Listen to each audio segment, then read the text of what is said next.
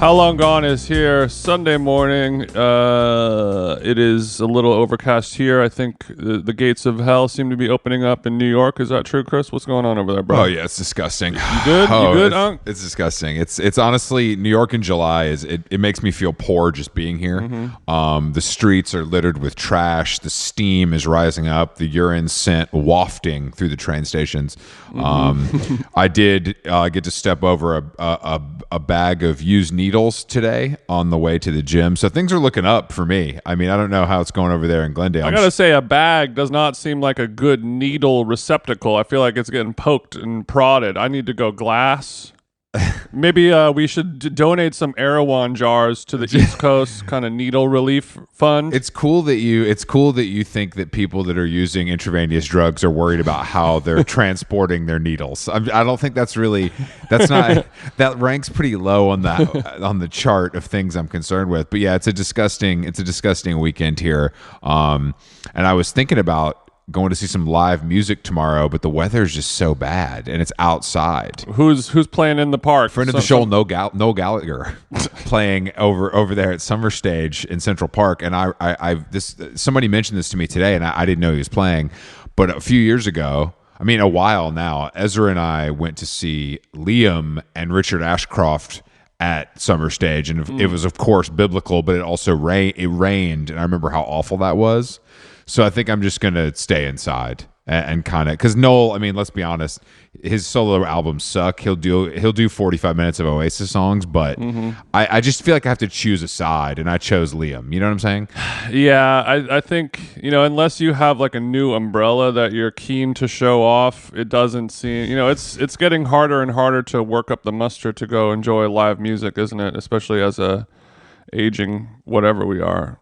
But I went to a live concert last night, and I was like, friends of the show, Force Field PR, they got me on the list to go see Sky Ferreira. And you know that you are old when people send you the sort of run of show for the when you're young and you get on the guest list, you're like, oh, sick. You don't even think about it. I don't have to pay. You don't even think about it. And then when you're our age, you're like, okay, what time does the headliner go on? I just have to figure out with my dog sitter, and like, oh, is it 9:30 or is it like 9:50? She was playing in New York, and Al's parents were in town, and I also found out that it was at the Knockdown Center, which is like in Queens or something. And I looked at the lineup, and I was like, this bitch is not going on until 1 a.m. Based on what I'm seeing here, I heard that wasn't the case. But so the show last night was it was like a normal venue, like regular show. Yeah.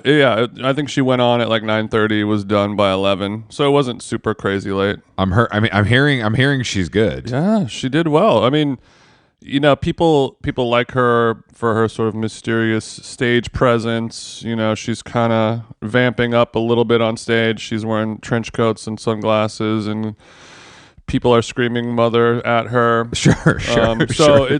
There's like some similarities with Lana Del Rey, where it's like it's not going to be a perfect show.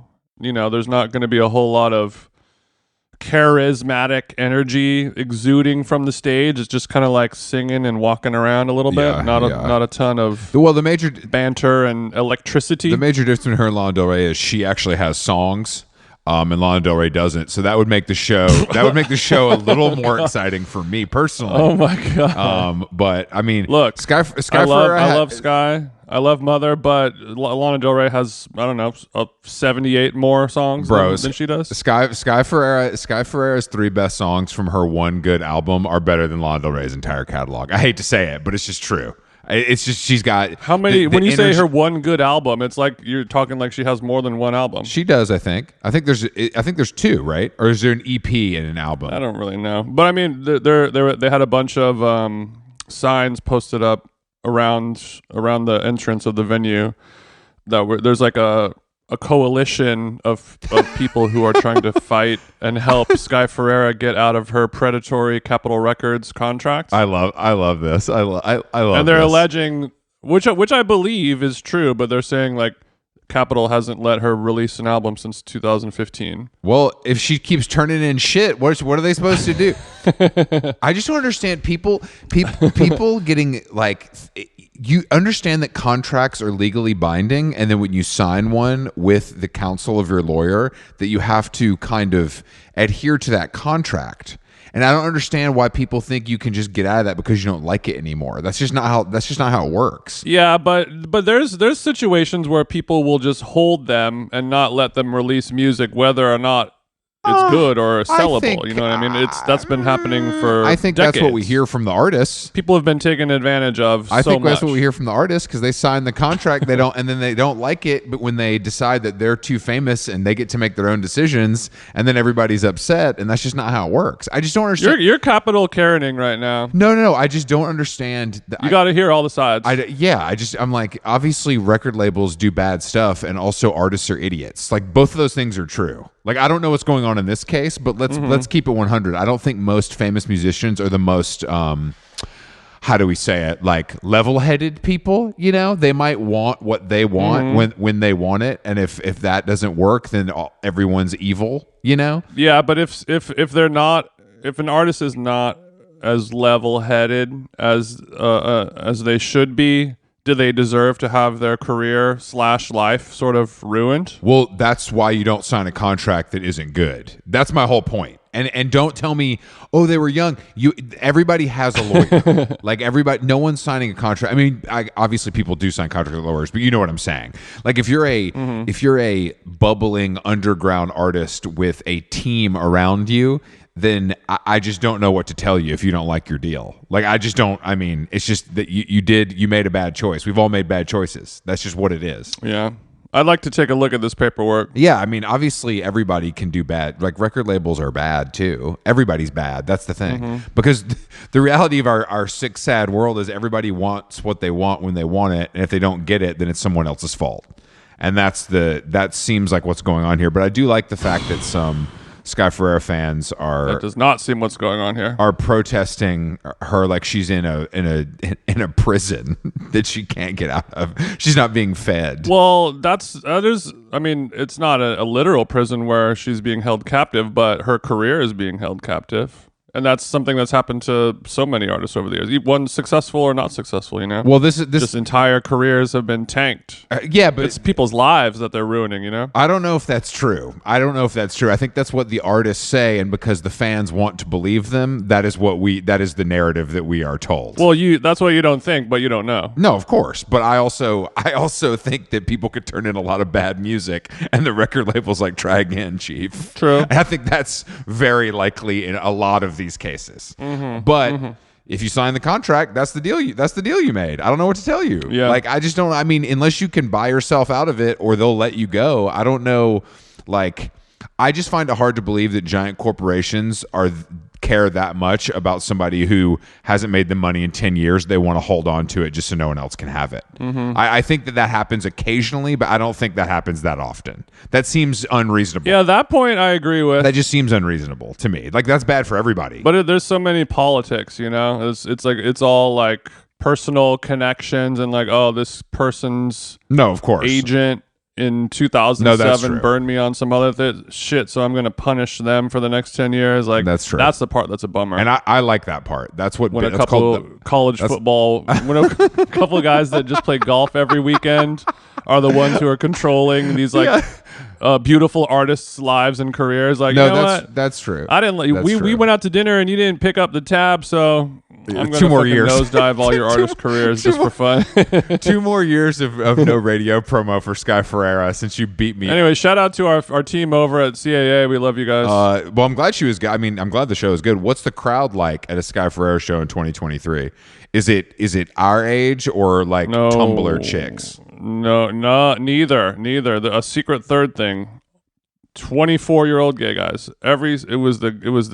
I was maybe the only straight guy at that show. It was wild, and there were hardly any straight girls there too. Damn, that's interesting. I would not have thought that. It was a gay celebration. I mean, yeah, I would think obviously like there's going to be that element, but I don't know. I guess because she seems, at least in my world, everyone likes her and always kind of has. Like she's always been pretty popular with every kind of person I know. But I guess buying tickets to go see her is different than listening to her. You know. To me, it was interesting because she, like I said, her last album was almost 10 years ago, probably, and the crowd is all people were 10 years ago were in fucking middle school or high school. Yeah. It was all a lot of young people, and Yeah. it was really sweet to see because everyone was singing along very passionately. It was her birthday, and the whole crowd sang her happy birthday, and she looked kind of emotionally taken back, and it was a really very cute experience to see people who were like, I need to see this show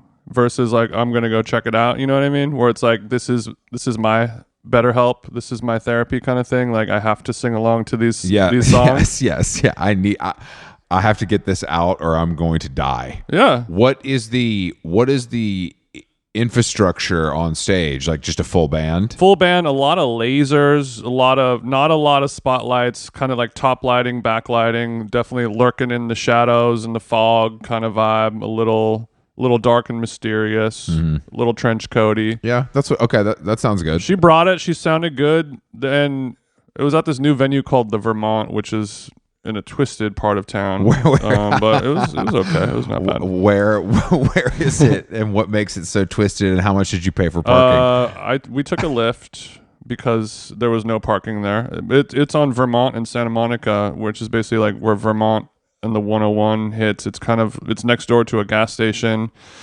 It's kind of like a no man's land in terms of anything else. Like, okay. If you go, I went on the website to see if they had valet, and it said like parking tips. We recommend you take the Metro Red Line. You're like, all right. Can you imagine? That's literally never happened in the history of LA. No one has ever suggested taking the train in LA. That's unheard of. Yeah, unless you have a goddamn death wish. No shade. So were you guys on drugs for this, or was this kind of something you did under the influence of just a little martini? Just a few martinis. Popped over to L&E, had some oysters, had some octopus, had some bubbles. I like to start with bubbles when I'm having seafood, and then a couple martinis, a couple cigs. We let our hair down. It was nice, but yeah, no drugs. Believe it or not. I'm shocked by that. I'm sure that no one else in the crowd was on drugs either, so you're probably in a good spot. It was actually kind of ran into Stevie. Oh, I'm sure Stevie. Patrick Sandberg. Oh, I'm sure that. I can imagine who was there that you knew. And luckily for you, it wasn't any of the 24-year-old gay guys. Yeah, I will say it's probably since I've been to like a club called Ronda or something. This is the most kind of groping I've had in a good long while from just passerbys trying to get a taste. Are you saying that there because it was so packed, or you're just saying it was a friendly audience? Both. What a sweet way to put it. But yeah, friendly audience. Okay. Damn, this sounds. I'm kind of bummed I missed it. Because I'm a big Sky Ferreira head. You know that. I love Sky Ferreira, but I don't. I know that. I just I don't know. Shows are just tough, man. I don't know. I'm always ready to go.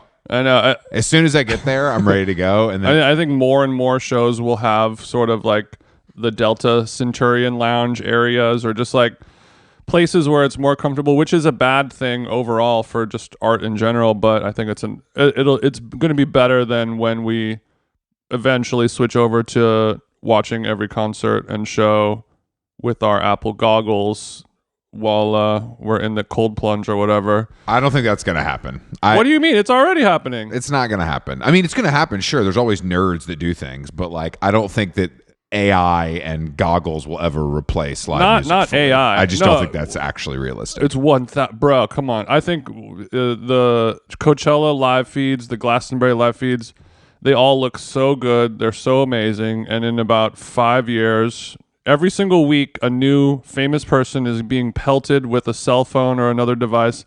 We talked about this a few episodes ago about how, what's going on, why are so many people getting hit. Harry Styles, Drake have been hit with stuff on stage. Not Drake, not Harry with the kiwi. Yeah, do you know what Harry got hit with? Literally a kiwi. Like a fruit. The kiwi fruit. Yeah. That's cute. What a cute thing to throw. I mean, it can be messy. It could be messy once he stomped on it with one of his, Cuban heels, but it's got to be less painful than a cell phone. That's for sure. 1,000%. But it could, and not too messy. You get hit with the tomato. That's an act of violence. That's like, it's going to explode. It's going to squish you. You throw an egg at somebody. Boom. But a kiwi, they're pretty dense enough. And unless you get a nice Weiser Farm, super ripe, like picture. just right in season, it's probably just going to bounce right off of you. Just bounce right off you. I mean, well, also the tomato has different connotations. But every like Beyonce concerts and Taylor Swift concerts, you got to fucking take out a small business loan in order to go to one of these things. Like all these parents of the little kids who are slitting their wrists because they don't get to go see Taylor at fucking Kansas City Arena or whatever. Their parents got to fucking sell their car to buy tickets and the hotels and the whole thing. I know all of this. I know. I see the angle. It's getting so much easier, and people do not want to go outside. Supply chain issues, COVID ruined it all. I think COVID started it, and VR will be the nail in the coffin. No, and for $19.99, we're going to go see Taylor Swift. We're going to have our glow-in-the-dark Bluetooth batons that light up for each song. It's not going to happen. It's not going to happen. It's too the amount of time that VR has been around and no one has cared. I mean, it's been around forever and no one gives a shit. The Apple headset is $4,000. So that's going to keep a lot of. I said 5 years. A lot of stuff can happen in 5 years. No, I don't. I think that like things will be televised, but that's like already happens. Like that's not a big deal. I don't think that. I just don't see it. I think that people our age don't want to go to anything. I don't think 13-year-olds want to watch it on TV. You could say the same thing about sports. Like going to a football game is like pulling teeth. It takes fucking forever. There's no way you're going to stop 50-year-old men from going to see fucking football live. There's just no way. It's the same idea. There's just no way. I don't know, because they keep playing fucking Black Eyed Peas and shit and having commercial breaks and, playing like DJ Snake remixes every time. I can't go to a fucking sports game anymore. I never could at all. Everything just takes too long. That's the bottom line. Everything takes too long. Like every band thinks they need to play for 2 hours. No one wants to hear you for 2 hours, bro. Get up there. Every band on the face of the earth should do an hour. That should be a law. No one should play for more than an hour. We don't need it. If you can't pack all the good stuff into an hour, think about it. Do you really? Who wants to see Bruce Springsteen for 3 hours and 45 minutes? That's fucking crazy. Like that's so crazy that he plays for that long. I don't want to see him for 3 minutes and 45 seconds. No, me neither. But no, I agree. But it's crazy. But what I mean, Morrissey's got more than an hour of slaps though. Not really. Yes, like in theory. What? I mean, in theory, yeah, but no one really. Is you tweaking? No one really does. Think about it. You are tweaking. No, think about it, bro. I don't need more than an hour, and if there's 5 slaps that I don't get to hear, but I get to hear the 20 I like, I'm good. Mm-hmm. Like I don't need. I just think that this like, but I think that's what's actually happening is that the ticket price is causing people to play longer because they feel like they have to. Like you're like, if you're gonna pay this much money to see me, then I'm gonna do my numbers. And you're gonna love that, but it's like, bro, 3 hours. Like The Cure playing all the hits in the third encore. Like, give me, I'm out. I'm already gone. I've been gone for 2 hours. Yeah, maybe that's kind of the interesting angle. Is everyone has that guilt of like, yeah, I feel bad charging these people who have $3,000 in the bank account, $845 to come see Beyonce or whatever, and you have to go and wait in the virtual line to buy your clear Telfar bag so you can.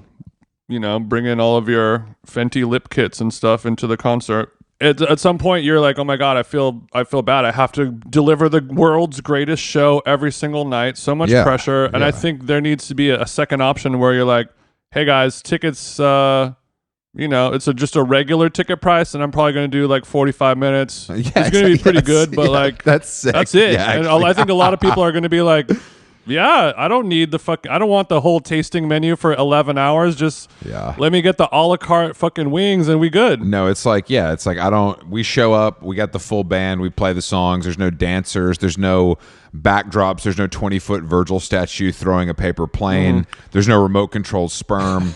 This is just straight up like, we play the songs you want to hear. We have fun. Everybody gets out, and you're out of there in under an hour for $100. That's not a bad idea. This is a good idea. I mean, that's kind of what they package with Vegas, right? Basically. But then you have to travel. You're like paying.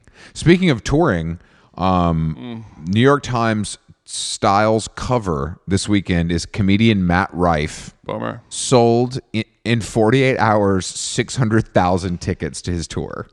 Mm-hmm. 600,000 tickets to his tour. And he's going to everywhere. He's going to Australia. He's going, you know, like every single part of the world he is touching. If you guys aren't familiar with Matt Rife, he's like a bad comedian who looks like a TikToker, but he famously smashed Kate Beckinsale, which did make him pretty cool in my eyes. Wow. I guess he had this viral, I didn't know about this. I mean, I knew about him from like the internet, and he's friends with Tim Dillon and stuff. But he, I guess, had this viral video where he was doing some crowd work, and a woman was like annoyed that her boyfriend came home and like didn't do anything. Like he was just kind of a bump on a log. And during the crowd work, they discover that her boyfriend was like an ER nurse, like hero. And so he just absolutely roasts her, I guess, for being like your boyfriend is lazy when he's a frontline worker. Mm-hmm. And that made him so popular on TikTok that now he can sell 600,000 tickets, and he's doing like 6 shows a weekend in Syracuse, and he's just making a fortune. So is there something wrong with him? Like, I know a lot of people don't like him and are annoyed by him. Is he just sort of like an annoying personality? It's because he's hot. Or did he like do something bad? No, it's because he looks like he looks like he's in the Backstreet Boys, and comedians are notoriously ugly. So I think they're like, this guy. Oh, that makes sense. This guy isn't funny, which he's not really that funny, but like most comedians aren't funny. So at least, I mean, like he has something going for him, obviously. But I mean, yeah. All this being said, I think the 600,000 tickets are 598,000 female tickets, but it's like, so people are mad that because it's all women. Yeah, he's a hot chiseled cheekbone guy, and he's doing crowd work. So if you're a real comedian, you're like, this is some fucking horse shit. Exactly. I mean, I think and he's got cum gutters and stuff. The whole thing. Yeah, it's just funny. It's funny because I feel like I've heard about him for years as he's Dane Cooking. Yeah, he's kind of Dane Cooking, except he's actually good looking. But yeah, it's pretty amazing. Because come on, bro. He was on MTV's Wild Out. Of course. I mean, a feeder for fame. MTV's Wild and Out, hosted and created by friend of the show Nick Cannon. Ooh. Yeah, but I just was like, I didn't know I knew he was like popular. I didn't know it was like that. That's a staggering amount that's crazy. Man, you can go far with crowd work nowadays. I didn't know it was like that. Mm-hmm. But it's interesting because he's tapping into something that I've always been taught about the entertainment business, that if you can get like teenage girls, then everyone else will follow. Mm-hmm. And it seems like that is what he is doing, which in the comedy world, that is not a common thing that happens. You know what I mean? Like, I can't think of a time it's happened, actually. Me and the girlies were all going to get together and go to I believe one of his fraternity brothers from college is his tour manager too, which is even better. Bro, Ohio State till I fucking die, bro. The Ohio State. That's my brother. That's my brother. I wanted to talk to you about socks, Chris. Oh yeah. I've had a tough week in the ankle area. For our listeners who are unaware, Chris wrote. He writes a strategist. It's a website that recommends products and things like that to people.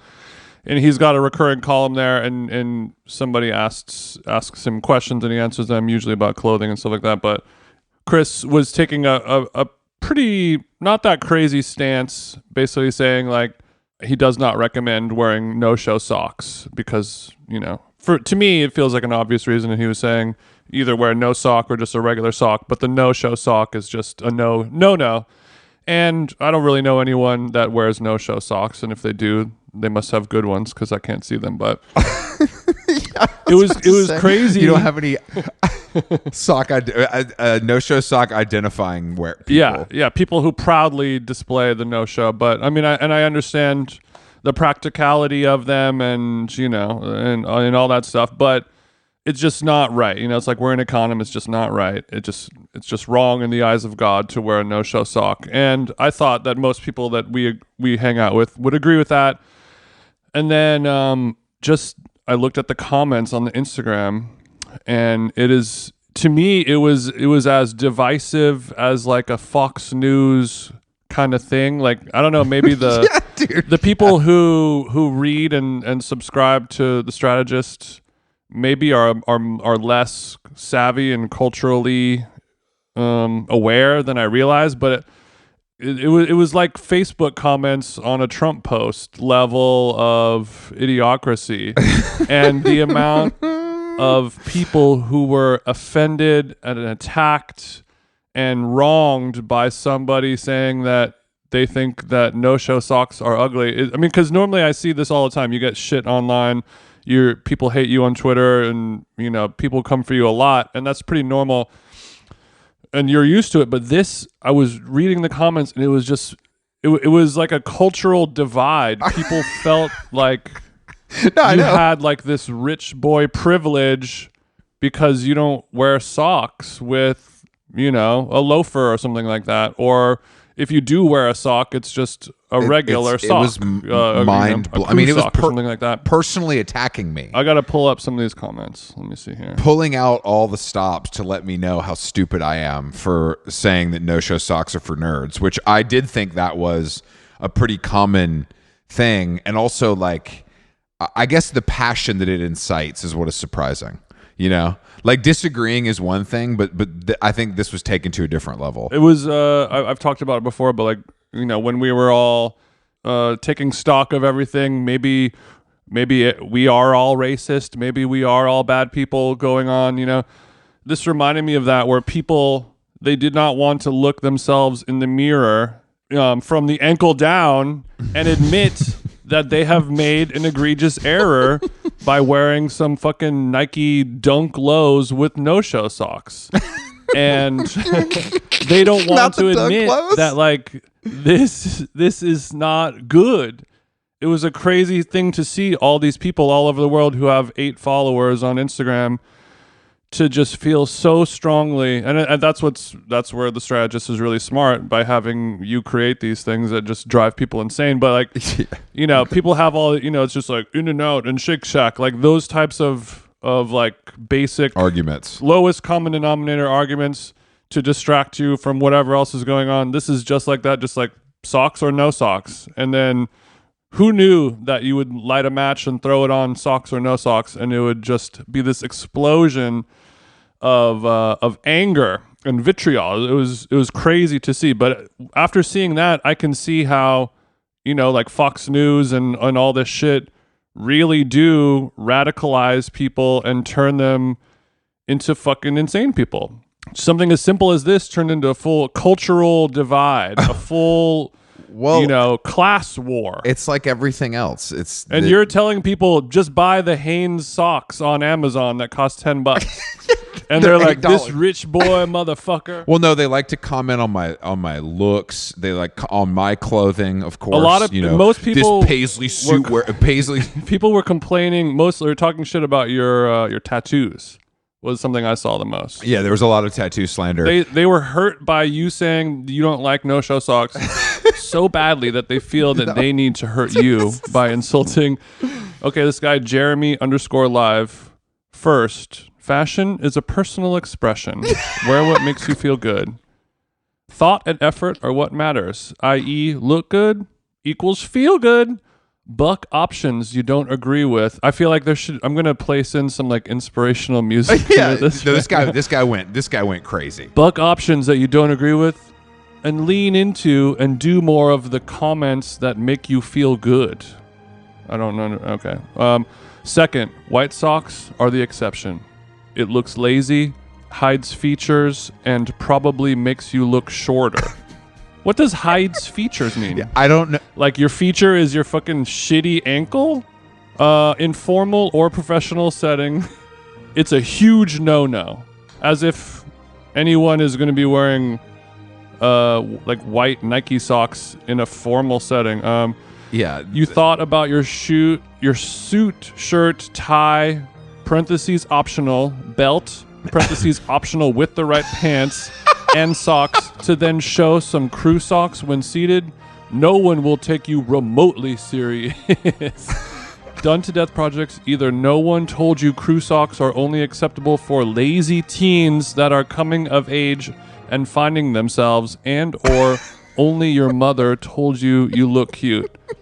This person spent an hour writing this comment on his little phone. If anybody that goes longer than a paragraph, it's always kind of nonsense.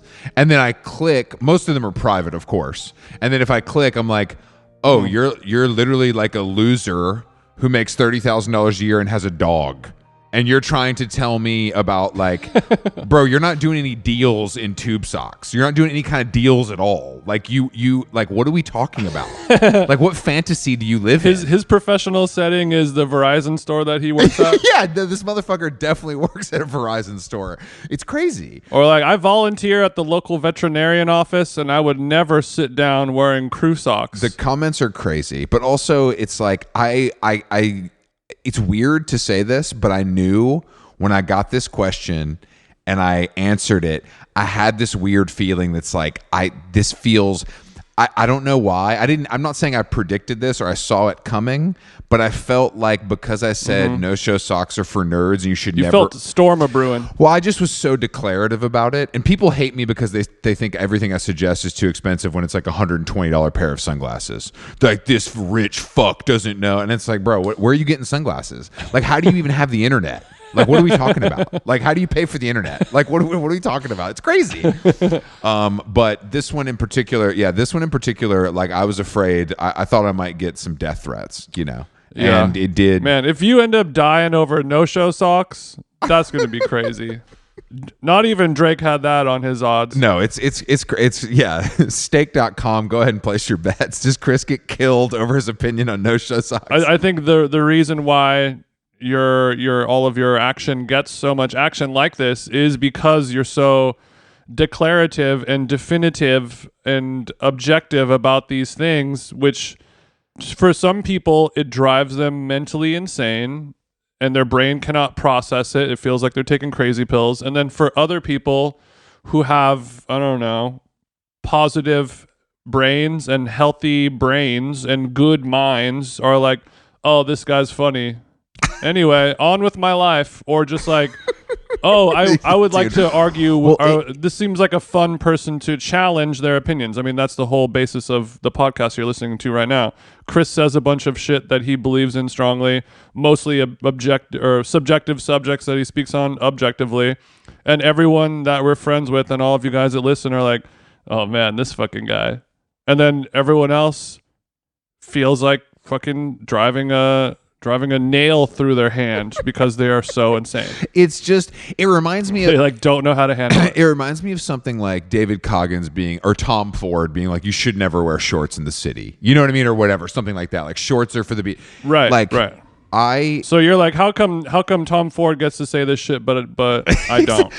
No, I just mean that like, why on earth do I care? If I want to do something, I'm going to do it. I don't care. That's what I don't understand. I don't understand. Like, if I was like, damn, you know what? I'm gonna text David Coggins right now and tell him to go fuck himself because he doesn't think I should wear shorts in the city.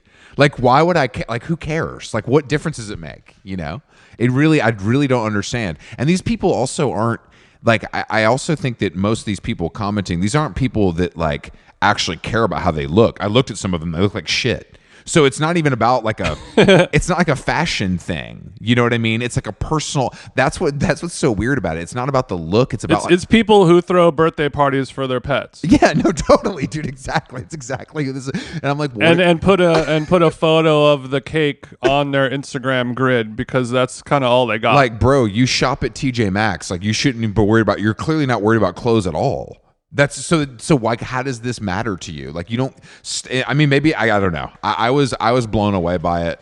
And I will continue to fight the good fight against no-show socks. And thank you for your support during this difficult time, Jason. It was scary because it really was like a cultural divide and like a classist kind of level of anger when you're telling, you know who wears the least amount of socks? Homeless motherfuckers. They ain't never have socks.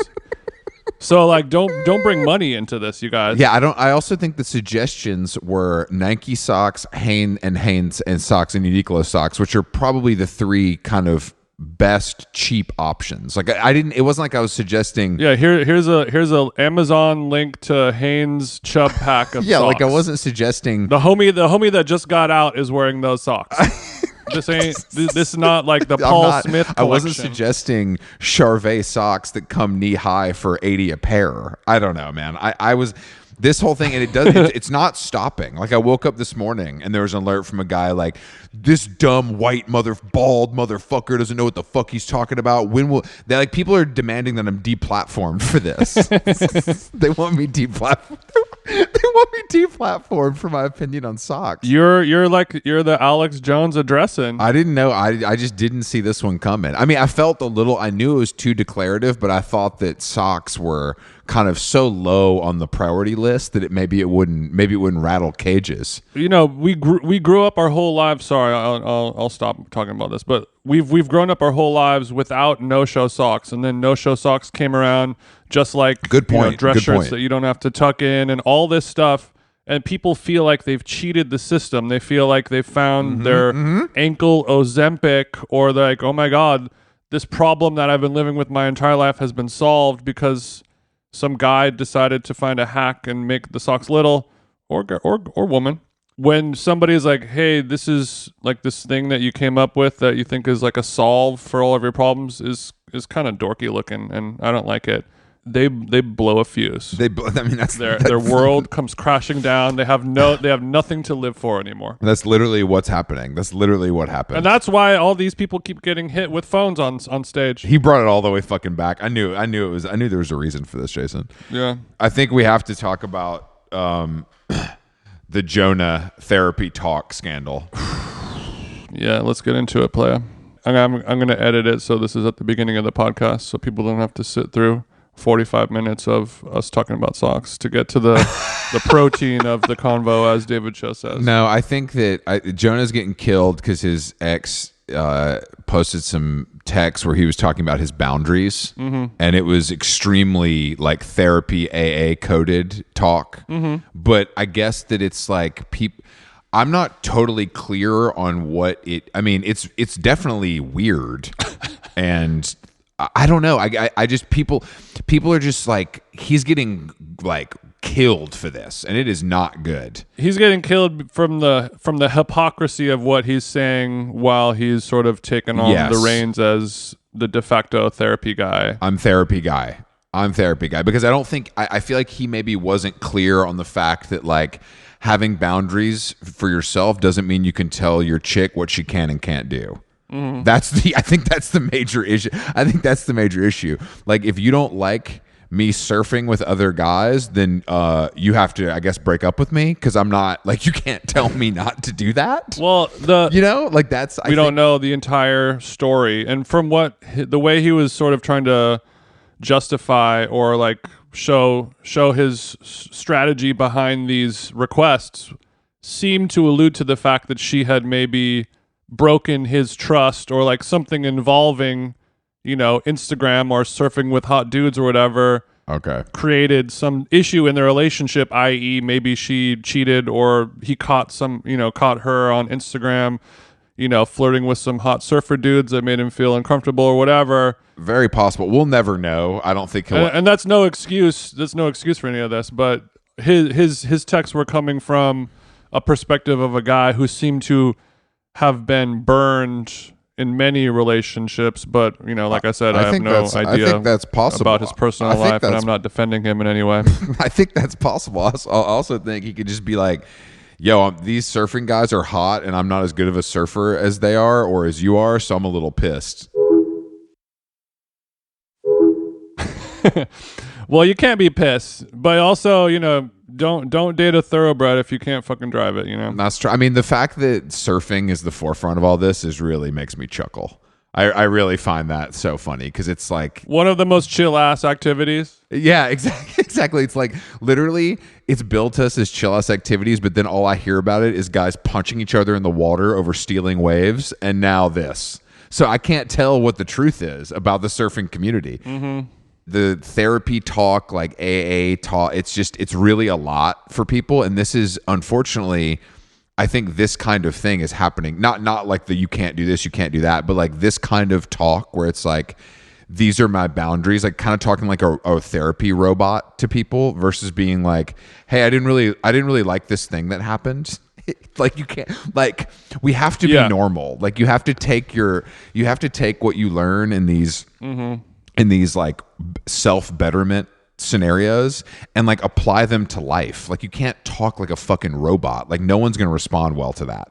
Like imagine if I came to you and was like, Jason, I'm feeling like you're kind of overstepping your boundaries in our work relationship. You'd be like, pussy, what are you talking about? Yeah. Like there would be but there's a way if I was like, hey bro, that was fucking annoying, you'd be like, oh my bad. And that would be the end of it. Like it makes everything it makes everything elevated and more serious than it needs to be. And I think that's the scariest part of all this kind of language becoming prominent. I would say this type of therapy speak is the emotional version of no-show socks. It's a workaround to make things easier that not necessarily means it's better. Yeah. It's a way, because a lot of people have a hard time, asking and creating boundaries, in the literal sense of like, hey, can we sit down? I want to discuss some boundaries in our relationship moving forward. That's a hard thing to do. You feel kind of silly doing it. It's kind of weird, but if they give you these tools on how to do it, it might help some people who have a hard time doing it, but it's such an easily abusable situation, like you were just saying, and these texts seem to show. It's easy to just use that as another tool to gaslight your shorty. So in the wrong hands, this type of therapy speak can be used for evil, which is a bummer. But also, like, if I was 22 and I had these tools, find me the gas line, we lighten it. I'm cracking my knuckles and flicking my bic. But it's the way this stuff has come to prominence, the same way that kind of like all the garbage language from The Office has come into prominence. Like it's crazy to me that people are like sitting down to their friends and saying, I need to talk about boundaries, the same way it's crazy that people are like, oh yeah, I'll just loop back with you in real life. I was hoping we can circle back on our touch base about how you cheated on me. Yeah, it's just it's crazy. It's like this is how we're talking now, and like I think we gotta stop. Like we just gotta stop. Like it doesn't feel normal to talk like that, and I don't think it's becoming so prominent that I think we're going to lose sight of how conversation should be had.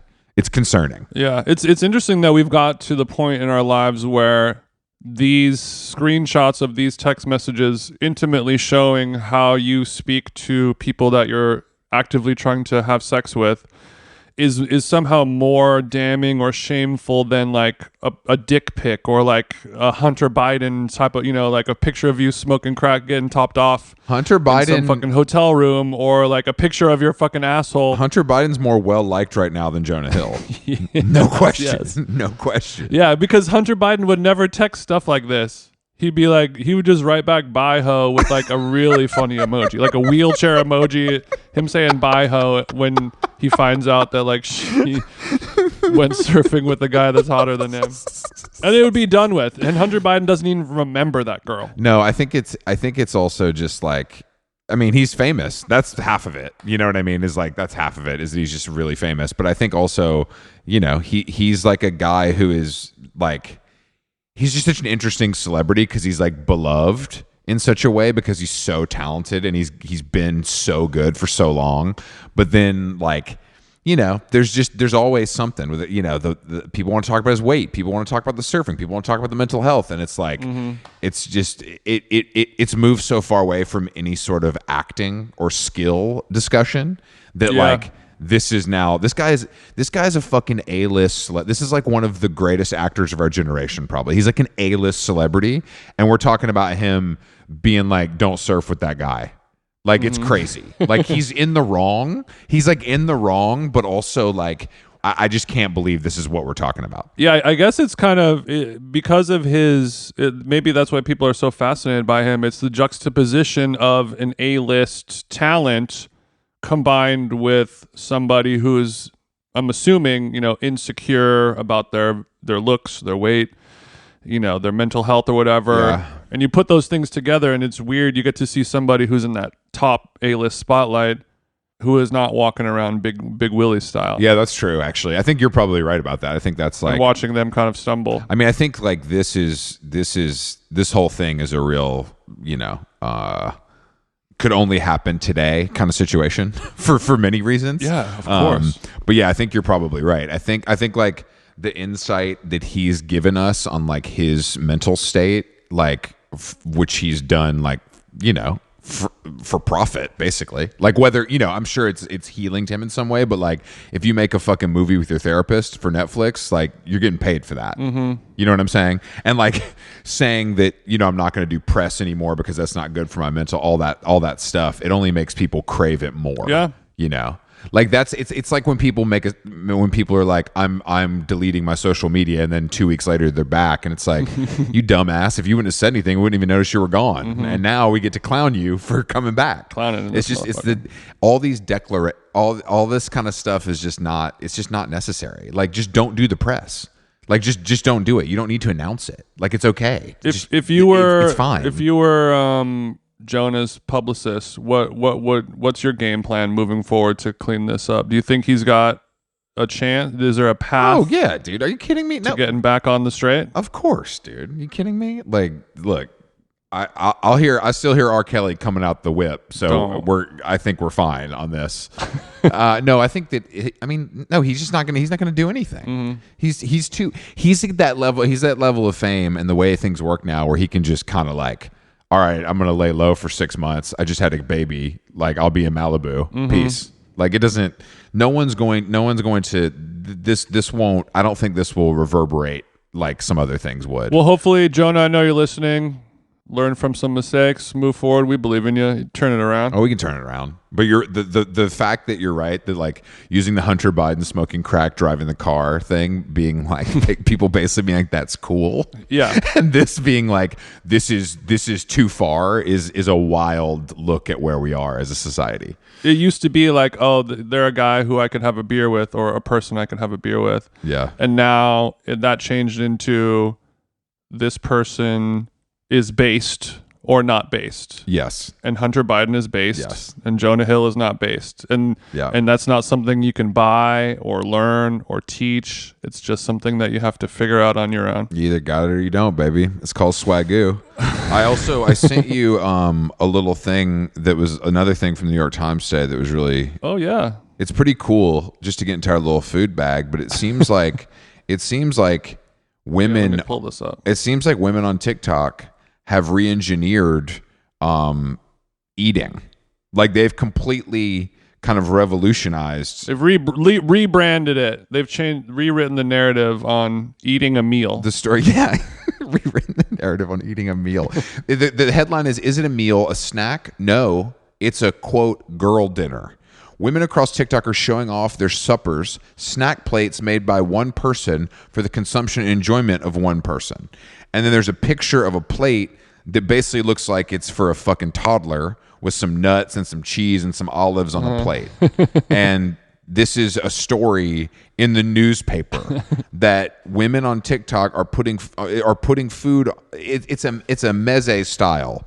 Is that maybe how you would describe it, Jason? Yeah. You get a plate. You get like you said, some olives, some crackers, some little kind of pieces of cheddar cheese or something, and then we have ourselves a girl dinner. I guess this is sort of off the heels of a hot girl blank, hot girl walk, hot girl whatever.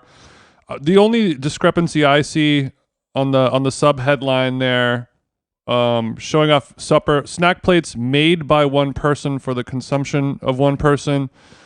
I think the consumption of one person that makes sense, but like, does it technically have to be made by only one person? Like, do you have to make it for yourself and then you eat it for yourself?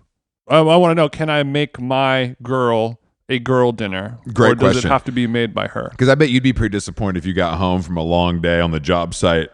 You sat down for a hearty meal to kind of warm your cockles. Boy, are my dogs barking. What's for supper? We got a pot roast? What's going on?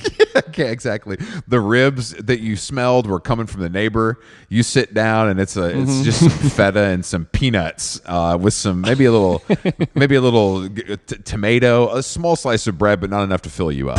Have you guys seen Persian cucumbers? They're like little smaller. They're so good.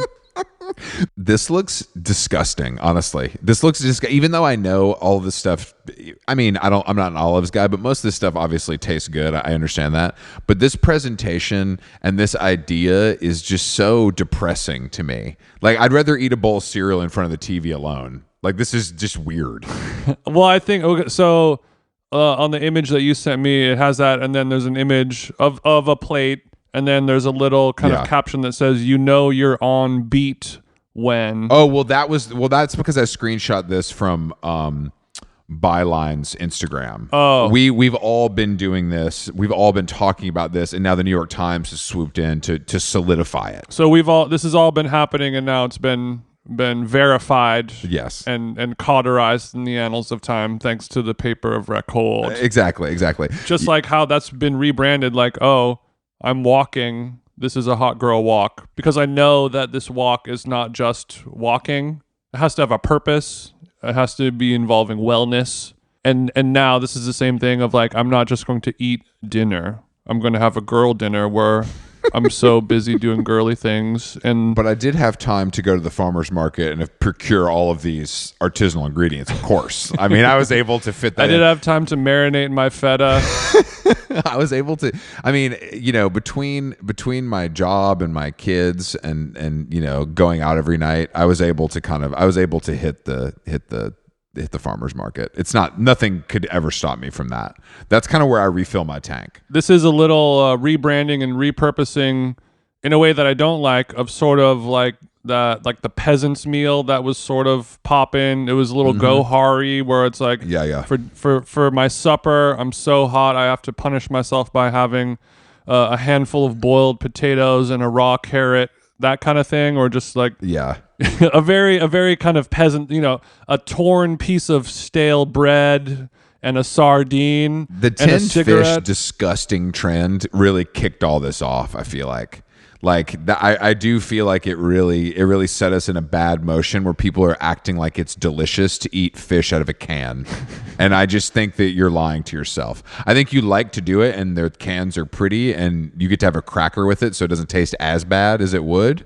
But like, Jason, you're not pulling up to Griffith Park for the picnic with the tinned fish. And I trust you on this stuff. Yeah, I sit with you on this, but it is something that I'm fascinated by, because people... It's a meal where people seem to need to tell other people, or they find it novel and interesting, that they are absolutely satiated by eating a small plate of sardines and like a handful of olives for dinner, or just like a can of any weird seafood and like a fork, and they're like, I really like this. I'm not eating this for fun. It's not stuffed for content. This is like my dream ideal meal, and I wonder if that's actually true. And then I'm sort of jealous of that, because if it's not performative whatsoever and you really do like it, it's like tweeting, "Hey guys, I really like eating sandwiches," or like, "I like macaroni and cheese," and everyone's like, good for you, bro. But sick me too. That's awesome. I'm glad you like to eat the sandwich. But this is also getting into the abundance table trend from like last summer, where people would spend $5,000 at the Italian green market to stuff their table with shit that it's impossible for them to eat. The amount of a bunch of chestnuts that you'll never be able to crack open. This feels like a response to that a little bit, because this is more minimal, and less wasteful. So maybe we're trending back in the right direction. I'll be eating meals like a normal person, but if you do end up trying one of these, let me know. Yeah, I mean, I have tried those before. They used to be called like a struggle meal, I guess. It's called aperitivo where I come from, but yeah, I get it. I guess there is some comfort in. I guess maybe girl, they mean it in the literal sense of not just a female, but like a small child. That kind of like, I'm not a woman yet. I'm not a grown up. So I eat cheese and cracker for dinner with my hands. Is it that kind of like, I just need to feel like baby, because maybe of all the things. Yeah, maybe not all the things. Not all the things. Did I wanted to ask you about, because I did give you a present. Twitter is a dumpster fire right now, so I need to eat like a baby. Sorry, go I ahead. gave you a present this week that arrived, and I just wanted to know if you had tried it yet. We've been waiting for a while for this, so I just wanted to know if how it tasted. Like, what's your review for all our IPA heads out there listening? Chris was nice enough to order, was like 2-3 months ago now? Yeah, forever. I forgot about it until I got the update. Yeah, I would say at least 2 months, maybe longer. Okay, from the company, from the fake company Conservative Dads. It's ultra right, 100% woke free American beer. Chris got this. You know, he likes to get me all kinds of stuff like this. Black Rifle coffee, you know, AR-15s. He's such a funny guy. And then on the can, instead of ultra light beer, it's ultra right beer. And then So in clever. quotes, So clever. It says, eat steak, lift weights, be uncensorable, and drink a little beer. And that's a quote directly from Conservative Dad. Oh my God, that's that's truly one of the dumbest things I've ever read. What is it? Be what? Be uncensorable. I'm pretty sure. Which means be okay with saying bad stuff. I don't think that's a word, but okay. I mean, they kind of do their own thing over here at conservativedadbeer.com. Unfortunately, that quote, as funny as it sounds and as ridiculous as it sounds, unfortunately, I check all of those boxes with a bold pen. You know what I mean? Like, yeah, no, sure. I love getting after a dope ass steak. I lift weights probably 5 days a week. It's not even a big deal.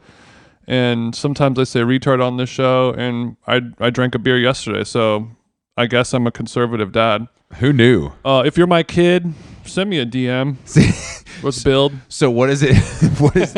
But yeah, so this package arrived. This is a 6-pack, and it's as if, you know, when you like order a Nalgene, like a custom Nalgene, like a one-off kind of thing, and it comes and it just feels like the plastic is different. And like it's not printed on there. It's like a weird heat wrap sticker, and like the weight of it feels wrong. All like everything about it feels wrong. You know what I mean? When you get one of those products, and that's what this is like. It's a 6-pack of canned beer, and it looks like they got like their nephew to like figure out a way to like print these labels on like a generic can of beer. It's as cheaply made as you could ever imagine. Alibaba shit. Makes Alibaba look like fucking WorldNet. I bet they made so much money on this. Like, I don't even want to think about it. Even for just a week. They made $500,000 overnight, probably. So, but it arrived. It was so funny. So it's a 6-pack, and it arrived in a cardboard box that was about, you know, as thin as a piece of paper, just beat to shit.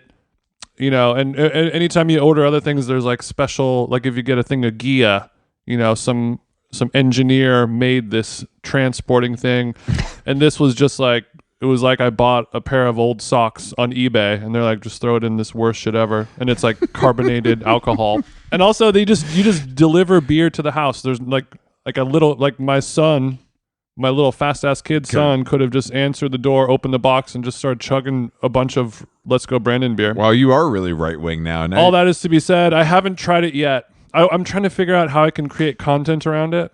I don't have a gun though. Yeah, that's going to be a limiting factor, I think, as far as content creation goes. But you could probably, I feel like you can incorporate it. I can get one. You can incorporate a cooler. Yeah, borrow a gun, borrow a truck, something. I wonder if it actually tastes bad, or if it's just going to taste like Bud Light or whatever regular shit beer. I have a feeling it can't be that different. It probably can't be taste-wise. that. Yeah, I mean, it'll be as bad as all other bad beer, I'm assuming. But yeah, I'm trying to think, because I don't want to just like, you know, create content where I'm like smashing it with a hammer or shooting it with a gun, and then have a fucking Proud Boy come kill my family. I think you should be drunk driving. Like, I think you should like drink it while you're driving. Okay, now this is good. This is why they say faster alone, further together. I should have reached out to my network to ideate, because your first idea is already so much better than mine. Okay, so I just drunk drive. I'll get my wife to film me drunk driving for Instagram. Yeah, exactly. I'm in my 40s. Like it's, you know what would be the cool juxtaposition of in the Tesla, you cracking that beer. That would kind of really, that's good stuff, because then it's like, what is this guy? Where does he stand? We don't understand. He's all over the place. Okay, I'm in the Tesla. I'm drunk driving, and I'm listening to like This American Life on the radio, or like, yeah, what's the I was about to say, I think you need podcast to be, I can listen to? yeah, I think you need to be listening to some liberal tunage. to make sure that point is driven home. Because if you were listening to Morgan Wade or something, it'd be too over the line. Yeah. So I think just some tasteful NPR kind of Terry Gross background. The Daily. You driving through the leafy suburban streets that you live in, and you're just chugging the beer while driving, and your hand is on the wheel because you don't believe in that self-driving shit. Yeah. And cops pull me over. Sir, you been drinking? And I go, and I burp in his face. And be like, yeah, I've been drinking this. And they're like, oh, dude, that is so sick. And then they give me a police escort back home like I'm fucking Bob Hope or something. That's it, bro. Done. Perfect. That is it. We just did it, bro. Do you see how fast that was? That's amazing. This is what these agencies are getting paid hundreds of thousands for this stuff. We do it for free every week. I mean, it's honestly insane. How long gone? How long gone? Thank you for joining us. We will be back this week with more podcasts. We got some wild ones this week if everything goes as planned. Wild ones. I'll continue suffering through New York City, and Jason will continue living his charmed life. And I think that's really it. Yeah. Tickets for Toronto, go get them. There's a few left. More on that soon. And we're going to announce our guests for London for the 4th soon as well for the sold out show. 5th, get your tickets. There's a few left to that with friend of the show, Raven Smith, who I'm actually seeing this week. He's in the Big Apple to launch his book in America. Yeah, he invited me to it, but mate, I'm not in town, unfortunately. And I'll be in New York like next week almost. Yeah, I know. It's coming soon. On the 17th. I know. It's coming soon, yeah. So, yeah, thank y'all for listening. And I have switched my Pilates up to 3 days this week, so please pray for me. Oh, wow. He's long and lean. How long gone? Thank you guys for listening. Bye.